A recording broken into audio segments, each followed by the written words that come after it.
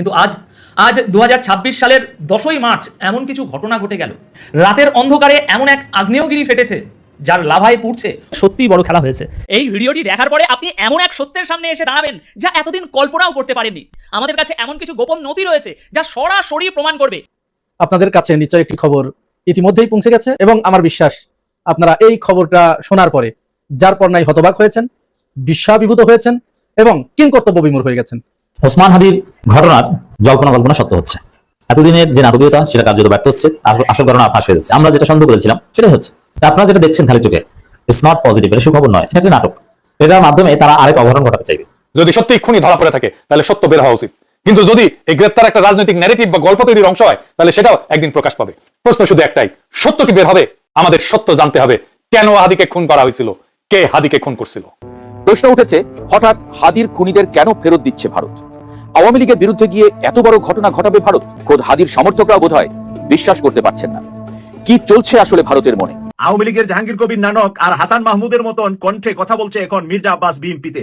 এই কথা যে আওয়ামী লীগকে কোথায় নিয়ে গিয়েছে, আর এখন এই মির্জা আব্বাসের সকাল বিকাল কথা, বাচ্চা ছেলে তোমাদেরকে আমি রাজমিস্ত্রি হিসাবে নেব না, আমার ইট বালু তোমাদের খুলতে হবে না, এই ধরনের উত্তর প্রতি উত্তর কিন্তু ভালো লক্ষণ নয় বিএনপির জন্য। আমরা এমন একটা দেশের দিকে যাচ্ছি যেখানে আপনি চাঁদাবাজকে চাঁদাবাজ বলতে পারবেন না। চাঁদাবাজকে চাঁদাবাজ বললে আপনার বিরুদ্ধে মামলা দেওয়া হবে। সেই পুরনো কায়দা, সেই পুরনো সিস্টেম, কিন্তু তারা ভুলে গিয়েছে এই প্রজন্মের সাথে সেই পুরনো কায়দায় আচরণ করে লাভ নাই।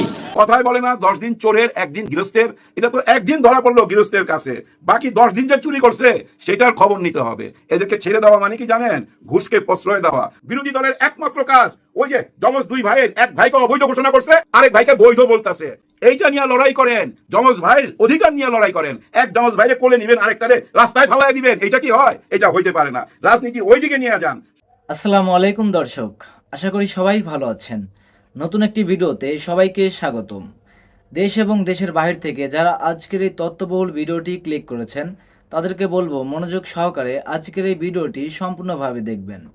দর্শক, আজকের এই ভিডিওটি দেখার পর জানতে এবং বুঝতে পারবেন বাংলাদেশের চলমান রাজনৈতিক অবস্থা। বিশেষ করে বাংলাদেশের চলমান রাজনৈতিক অবস্থা থেকেই বেশ কিছু গুরুত্বপূর্ণ তথ্য নিয়েই এই ভিডিওটি সাজানো হয়েছে। ভিডিওর শুরুতেই বেশ কিছু ভিডিওর অংশবিশেষ আপনারা ইতিমধ্যে দেখেছেন। তা থেকে হয়তো ইতিমধ্যে আন্দাজ করতে পেরেছেন আজকের এই ভিডিওটি আপনাদের জন্য কতটুকু গুরুত্বপূর্ণ হতে চলেছে। অতএব চলুন প্রিয় দর্শক শ্রোতা, কথা না বাড়িয়ে একটি লাইক দিয়ে ধারাবাহিকভাবে সম্পূর্ণ ভিডিওটি দেখে আসি। ওসমান হাদির ঘটনার জল্পনা কল্পনা সত্য হচ্ছে। এতদিনের যে নাটকীয়তা সেটা কার্যত ব্যর্থ হচ্ছে, আর আসল ঘটনা ফাঁস হয়ে যাচ্ছে। আমরা যেটা সন্দেহ করেছিলাম সেটাই হচ্ছে। আপনারা যেটা দেখছেন খালি চোখে, যে পশ্চিমবঙ্গে ওসমান হাদির হত্যা মামলার প্রধান 2 আসামি যারা সরাসরি শুট করেছিল তারা গ্রেপ্তার হয়েছে। বাংলাদেশে অনেকের মধ্যে খুশির বন্যা। তো আমি বলেছিলাম যে না, ইটস নট পজিটিভ, এটা সুখবর নয়, এটা একটা নাটক। এটার মাধ্যমে তারা আরেক অঘটন ঘটাতে চাইবে। ফেরত দেয়া আরো নানান বিষয়ে অনেক জটিলতা বেঁচে থাকবে। এটা জাস্ট বিএনপি সরকারের ইমেজ বাড়ানো এবং কোনো ইল মোটিভে এটা করা হয়েছে। বাস্তবে তার আগে গ্রেপ্তার হয়েছে। ডিজে ভাইয়ের মহাপরিচালক ভারত সফরের পর তাদেরকে গ্রেপ্তারের বিষয়ে তার সামনে আনা হয়েছে এবং এর পেছনে ইল মোটিভ আছে ডেফিনেটলি। তো দর্শক, এবং এই শুটার কোথায় বা হেফাজতে আগে থেকেই ছিল এবং শুটারের কাছ থেকে এই যে 2 জন গ্রেপ্তার হয়েছে, প্রয়োজনীয় তথ্য এটা আগে থেকেই অনেক কিছু তারা জেনেছে, কিন্তু এটা সামনে আনেনি এবং কোনোদিনও সামনে আসবে বলে মনে হচ্ছে না। এবং ওরা 2 জন হয়তো বলির পাঠা হবে, কিন্তু পর্দার অন্তরালের যে মাস্টার মাইন্ড তারা হয়তো বা ধরাছোঁয়ার বাইরেই চলে যাবে, বরং এটা পলিটিক্যালি ইউজ করতে পারে। দেখেন খবরটা দেখেন। পশ্চিমবঙ্গের একাধিক পুলিশ সূত্র ও স্থানীয় সাংবাদিকদের সঙ্গে কথা বলে জানা গেছে, বনগাঁওয়ে গত বছরের 29 ডিসেম্বর তাদের গ্রেপ্তার করা হয়। এরপরে এই আইন শৃঙ্খলা রক্ষাকারী বাহিনী গত পরশুদিন কেবল সেটা স্বীকার করেছে। দেশের তদন্তকারী সংস্থার একাধিক কর্মকর্তা বলেছেন এই 2 জন আগে গ্রেপ্তার বা আটক ছিল বলে তাদের কাছে তথ্য ছিল। বুঝতে পারছেন? 29 ডিসেম্বর তাদের গ্রেপ্তার করা হয়, আর এখন জাস্ট বলা হয়েছে।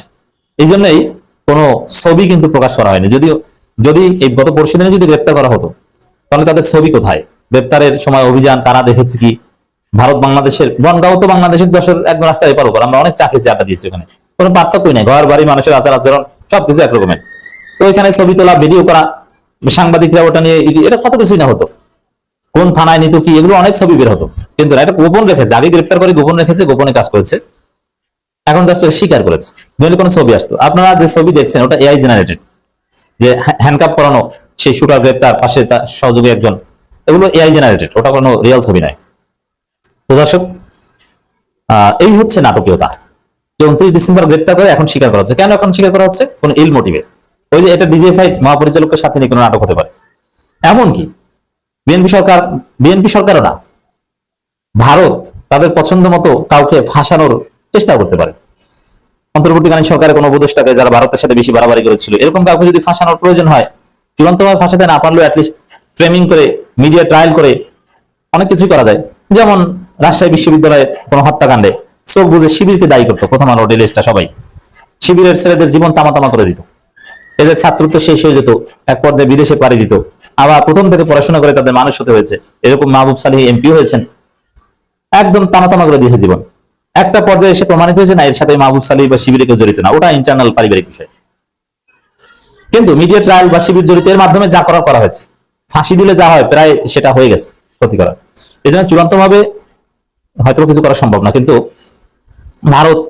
ভারতের হেফাজতে যেহেতু আছে, অনেক আগে গ্রেপ্তার করেছে, তো ওদেরকে পড়িয়ে মুখস্থ করিয়ে কোনো একটা নাটক যদি সাজানো যায়, এদিকে বাংলাদেশের ডিজিএফআই ওখানে সাপোর্ট টাপোর্ট করে এসেছে, অন্তর্বর্তীকালীন সরকার কোনো উপদেষ্টা বা ভারত যাকে প্রয়োজন মনে করে তাকে যদি ফাঁসানোর চেষ্টা করে, টানা 2-3 বছর প্রচারণা চলবে, তারপরে দেখা যাবে যে না, আসলে ঘটনা মিথ্যা ছিল, তদন্তে পরে ভিন্ন মোড় নিয়েছে। এভাবে নাটক করতে পারে। এর মানে এই যে গ্রেপ্তার যে খবর, এটা আর অশনি সংকেত। এটা নিয়ে আরেক অঘটন ঘটাতে পারে ভারত, এবং তাতে বিএনপি কোঅপারেট করতে বাধ্য হতে পারে। কারণ বিএনপি তাকে ফেরত আনতে পারছে কি পারছে না, এটা বিএনপির একটা ক্যাপাসিটির বিষয়। অলরেডি দেখেন, ভারত অলরেডি খেলছে, কনসুলেট অ্যাক্সেস চাচ্ছে, ভারতকে বলছে বাংলাদেশ তাকে জিজ্ঞাসাবাদ করতে চায়, ফেরত আনার চিঠি সব রেডি, অনেক কিছু হচ্ছে, কিন্তু কলকাতা নাকি কোনো রিপ্লাই দিচ্ছে না। মজা না? এর মানে ভারত নিজেদের মতো করে বিষয়টা নিয়ে খেলবে। তো দর্শক, এই যে 29 ডিসেম্বরে গ্রেপ্তার, এটা এখন বলা হচ্ছে হাদি হত্যার আসামিদের বিষয়ে ভারতের কাছে কনসুলার সুবিধা চেয়েছে বাংলাদেশ। পররাষ্ট্র প্রতিমন্ত্রী শামা ওবায়দ এই কথা বলেছেন, কিন্তু ভারত কনসুলার সুবিধা বা কোনো রিপ্লাই দিচ্ছে না, তাদের মতো করে নাটক সাজাচ্ছে। তাহলে ওভারঅল এটা নিয়ে আরেক ষড়যন্ত্র হচ্ছে। কোন উপদেষ্টাকে বা ভারতের শত্রু যারা, ভারত তাদেরকে ফাঁসাবে।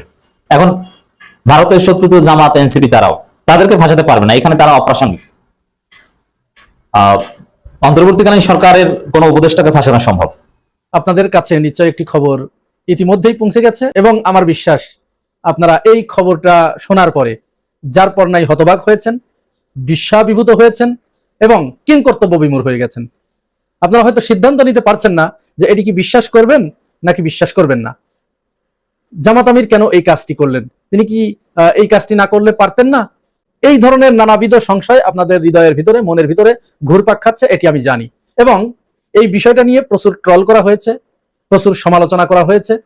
এমনকি জামাতের যারা কর্মী সমর্থক আছেন, তারাও এই বিষয়ে জামাত আমিরকে গালমন্দ করেছেন, আমি নিজে শুনেছি। এবং তারা কটু কথা বলেছেন, সমালোচনা করেছেন, বুদ্ধির অভাব ইত্যাদি কথাগুলো বলেছেন।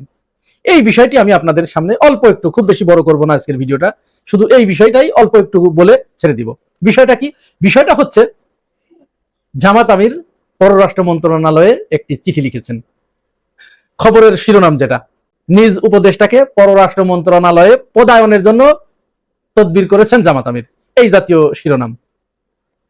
এখন এই ঘটনার সত্যতা কতটুকু, বা এটি জামাত আমির আদৌ লিখেছেন কিনা, লিখলে তিনি কেন লিখেছেন, এই বিষয়গুলো জানা দরকার না?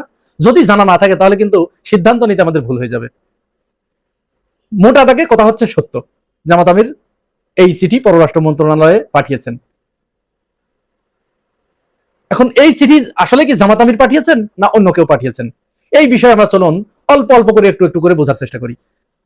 জামাত আমিরের পররাষ্ট্র বিষয়ক যিনি উপদেষ্টা ডক্টর মাহমুদুল হাসান, তিনি দীর্ঘদিন ধরে জামাতের পক্ষ হয়ে দেশের জন্য, দেশের বাইরে বিশেষ করে আমেরিকা, ইউরোপ, লাতিন আমেরিকা, আসিয়ানভুক্ত দেশসমূহে, আফ্রিকা, এই সমস্ত জায়গায় বাংলাদেশের যে পররাষ্ট্র নীতি, এই বিষয়ে তিনি অত্যন্ত গুরুত্বপূর্ণ ভূমিকা রেখে চলেছেন। বাংলাদেশকে সেখানে তিনি রিপ্রেজেন্ট করেছেন জামাতের পক্ষ থেকে। তাহলে এই বিষয়ে তার বিরাট একটা অভিজ্ঞতা অর্জিত হয়েছে। তার এই অভিজ্ঞতার আলোকে এখন জামাত ইসলাম তো চাচ্ছে যে গতানুগতিক রাজনীতির ধারা থেকে বেরিয়ে আসতে। বারবার এটি কিন্তু তারা বলেছেও। তারা বলেছে যে বিগত দিনে স্বাধীনতার 54-55 বছরে বাংলাদেশে যে সরকারি দল এবং বিরোধী দলের রাজনীতি আমরা দেখে আসছি, এই ধারা আমরা পরিবর্তন করে দেব। এটা কোনো রাজনীতি নয়, এটা কোনো সুস্থ মানুষের রাজনীতি নয়, ওটা অসুস্থ প্রতিযোগিতা এবং অসুস্থ মানুষদের রাজনীতি। এই জায়গাটা আমরা আমূল পরিবর্তন আনবো, এটি কিন্তু জামাত বারবার বলে আসছে। এখন বিষয় হচ্ছে জামাত এই কথা বললেই কি হবে? জামাত যদি শুধু সারাদিন ধরে একা একা চায়, এটা তো অন্য কাউকে চাইতে হবে, সরকারি দলকে তো চাইতে হবে। বিশেষ করে আমাদের বাংলাদেশে পরপর দুটি দল one by one comes by turn, তারা একের পর এক আসছে, আওয়ামী লীগ এবং বিএনপি। এখন এদেরকে তো সদিচ্ছা থাকতে হবে। বাংলাদেশের রাজনীতির যে গতিধারা, যে নোংরা পলিটিক্স হয়, এইটা পরিবর্তন করার জন্য এদের সম্মতি থাকতে হবে না, এদের সদিচ্ছা থাকতে হবে না? এদের তো আসলে নাই। এদের যদি সদিচ্ছা থাকতো তাহলে আরো বহু আগেই বাংলাদেশ পরিবর্তন হতো। তো যাই হোক, এই আশাই জামাত আমিরের যিনি পররাষ্ট্র বিষয়ক উপদেষ্টা ছিলেন, তিনি চিন্তা করলেন যে তাহলে আমাদের যে অভিজ্ঞতা আছে, সরকার যেহেতু গঠন করেছে, আমরা বিরোধী দল গঠনমূলক সমালোচনা করব এবং সরকারি দলের সাথে দেশ গঠনে আমরা যেহেতু ভূমিকা রাখবো, সেহেতু আমার এই অভিজ্ঞতা এটা সরকারি দলের যাতে কাজে লাগে, সরকার যাতে কাজে লাগাতে পারে, এই জন্য তিনি জামাত আমিরের কাছে মৌখিকভাবে তিনি একটা সম্মতি নিয়েছিলেন যে আমি পররাষ্ট্র মন্ত্রণালয়ে এরকম কোন চিঠি লিখবো কিনা যে আমার অভিজ্ঞতা যাতে সরকার কাজে লাগাতে পারে। তো জামাত আমির সহজ সরল ভাবে মৌখিক ভাবে তিনি সম্মতি দিয়েছিলেন যে ঠিক আছে, তুমি তোমার যদি এটা পারো তাহলে তো খুব ভালো হয়, দেশের জন্য খুব ভালো হয়। তারা কিন্তু চিন্তা করছে দেশের চিন্তা, তো দেশের চিন্তা করে মৌখিকভাবে সম্মতি দিয়েছেন। পরবর্তীতে যেটা হয়েছে, এই মাহমুদুল হাসান যেটা পরবর্তীতে ধরা পড়েছে, তার নিজেকে একজন মন্ত্রীর সমমর্যাদা দাবি করে সেখানে চিঠিটা লিখেছে। খেয়াল করবেন, কিন্তু জামাত আমির কিন্তু মৌখিক সম্মতি দিয়েছে। চিঠিটা লিখেছে কে? পররাষ্ট্র উপদেষ্টা যিনি মাহমুদুল হাসান, তিনি তার নিজের পক্ষ হয়ে নিজের থেকে অতিরিক্ত শব্দ যেটুকু যোগ করেছে সেটুকু হচ্ছে যে তিনি পদায়ন চান, সেখানে একজন মন্ত্রীর পদমর্যাদা চান। এটা কিন্তু জামাত আমিরের সম্মতি ছিল না এবং তিনি এটা জানতেন না। জামাতের সেক্রেটারি জেনারেল মিয়া গোলাম পরোয়ারের বিবৃতি থেকে যেটা আমরা জানতে পারলাম যে এইটুকুতে জামাত আমিরের কিন্তু সম্মতি ছিল না। তো তিনি সেই চিঠি দিয়েছেন। চিঠিটা দিয়েছেন কবে? খেয়াল করবেন, 22শে ফেব্রুয়ারি, আজ থেকে কতদিন আগে? প্রায় 15 দিন আগে। এই চিঠি দেওয়ার পরে যখন জামাত আমির এটা জানতে পারেন, এই নিউজ কিন্তু ব্লাস্ট হওয়ার আগেই এই ধরনের ঘটনা ঘটে গেছে। আপনারা নিশ্চয় আজ থেকে আরো 8-10 দিন আগে এই খবর পেয়েছেন যে ব্যারিস্টার আরমানকে জামাত আমিরের পররাষ্ট্র বিষয়ক উপদেষ্টা নিয়োগ দিয়েছিলেন। এই খবর কিন্তু ওই সময় চাউর হয়েছিল, আপনারা সবাই জানেন।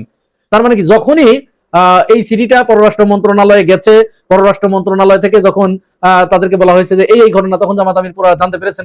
বিষয়টা জানার সাথে সাথে তখন জামাতের পক্ষ থেকে বলা হয়েছে যে না, এটা তো হওয়ার কথা না, আমরা তো পদায়ন চাই নাই, আমরা জাস্ট রাষ্ট্রকে, সরকারকে সহযোগিতা করার জন্য, তার অভিজ্ঞতাকে কাজে লাগানোর জন্য, তাকে কাজে লাগাতে পারেন এই মর্মে আমরা সরকারের কাছে একটা প্রস্তাব দিয়েছি। এবং হ্যাঁ, এটা দিতেই পারে, বিরোধী দল এই জাতীয় প্রস্তাব সরকারের কাছে অবশ্যই দিতে পারে, এটা দোষের কিছুই নাই। কিন্তু সমস্যা হচ্ছে তিনি মন্ত্রীর পদমর্যাদা চেয়েছেন। তো এইটা জামাত আমির জানার পরে তাকে তাৎক্ষণিকভাবে সেখান থেকে সরিয়ে দিয়েছেন। এটা কিন্তু বেশ কয়েকদিনের, দেখুন অনেক পত্রিকায় রিপোর্টও হয়েছে এগুলো নিয়ে। এবং তার ওই জায়গায় মাহমুদুল হাসানকে সরিয়ে দিয়ে ব্যারিস্টার আরমানকে সেখানে নিয়োগ দেওয়া হয়েছে এবং ওটা তাৎক্ষণিকভাবে কিন্তু পররাষ্ট্র সচিবকেও জানানো হয়েছিল। এই হলো মূলত বিষয়। এখন এই বিষয়ের গভীরে না ঢুকে, ডিটেলস না জেনে, বিস্তারিত না জেনে আসলে কাউকে সমালোচনা করা, কাউকে নিয়ে ট্রল করা, ইভেন কি জামাতের যারা দলীয় নেতাকর্মী আছেন তারাও না জেনে, আমি দেখলাম আজ সারাদিন ধরে অনেকেই বলছেন জামাতের আমির একজন সহজ সরল মানুষ, এত সহজ সরল ভালো নয়, তিনি নেকাবোকা মানুষ, তিনি বিরোধী দলেও দায়িত্ব পালন করতে পারবেন না। আরে ভাই, বিষয়টা তাকে বিস্তারিত জানতে হবে। যাই হোক, ঘটনাটা আসলে ওই জায়গায় মীমাংসা হয়ে গেছে। আজ থেকে প্রায় 14-15 দিন আগেই কিন্তু এটার সুরাহা হয়ে গেছে। হঠাৎ করেই আমাদের দেশের কিছু মিডিয়া, যারা জামাতের নাম শুনলেই যাদের অ্যালার্জি আছে এবং দীর্ঘদিন ধরে স্বাধীনতার 55 বছর ধরে যারা জামাতকে একটা ঘৃণ্য জীব হিসেবে এই সমাজে উপস্থাপন করতে চেয়েছে, সেই মিডিয়াগুলো কিন্তু এই কাজটা করেছে।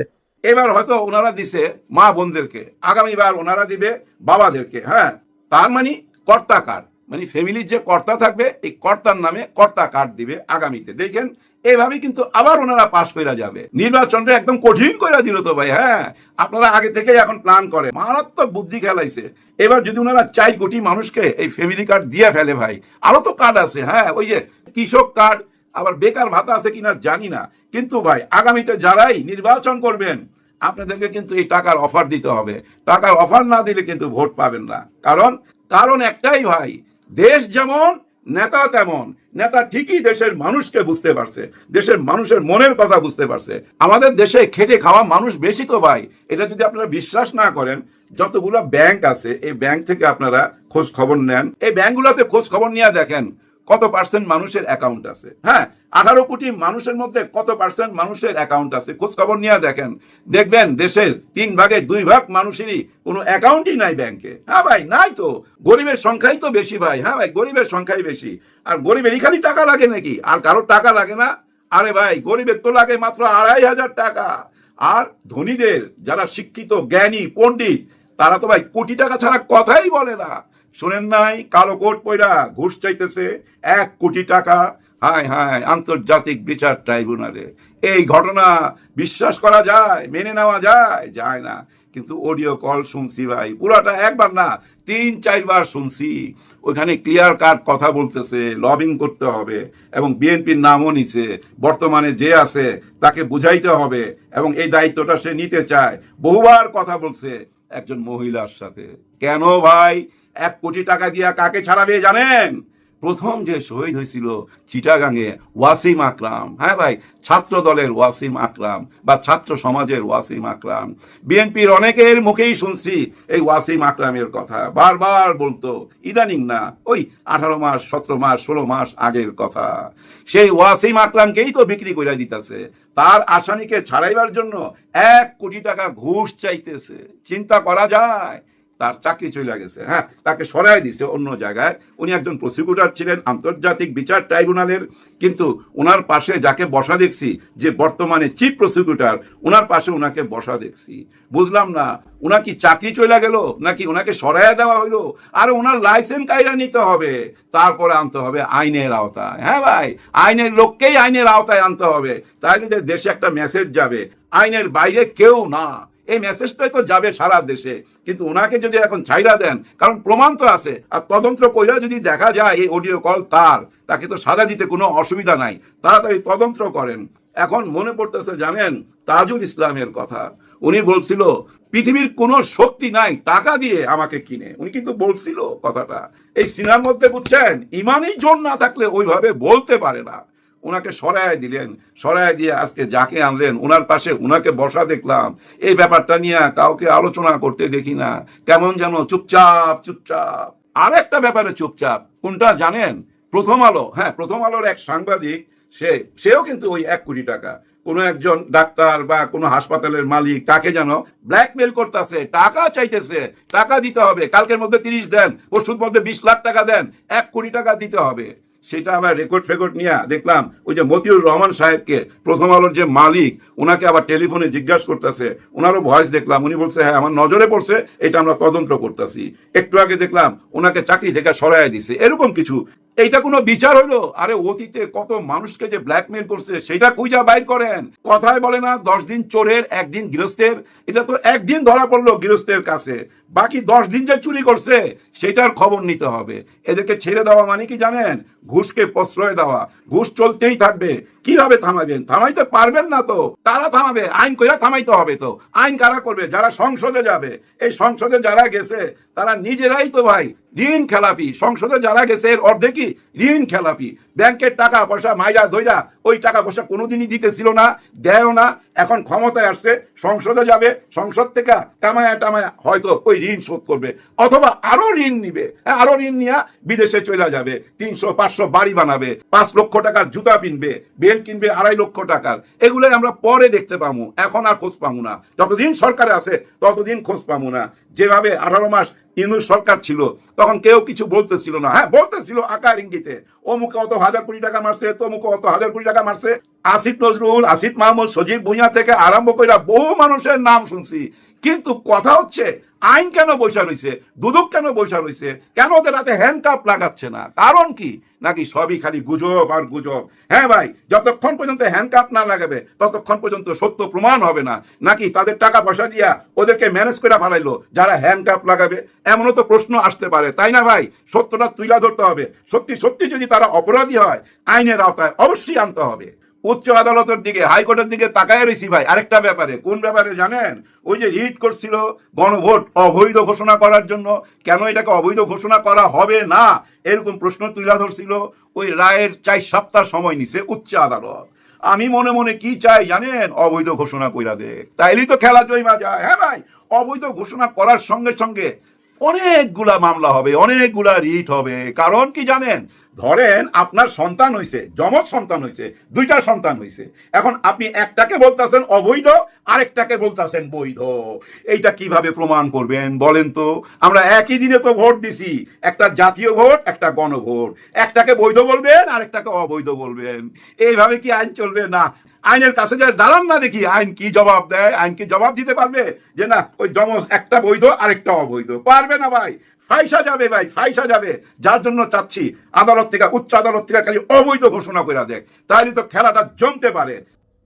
আমি আশা করছি সম্পূর্ণ ভিডিওটি দেখেছেন এবং এই ভিডিওটির সাপেক্ষে আপনাদের কি মতামত সেটা অবশ্যই কমেন্ট বক্সে জানিয়ে যাবেন।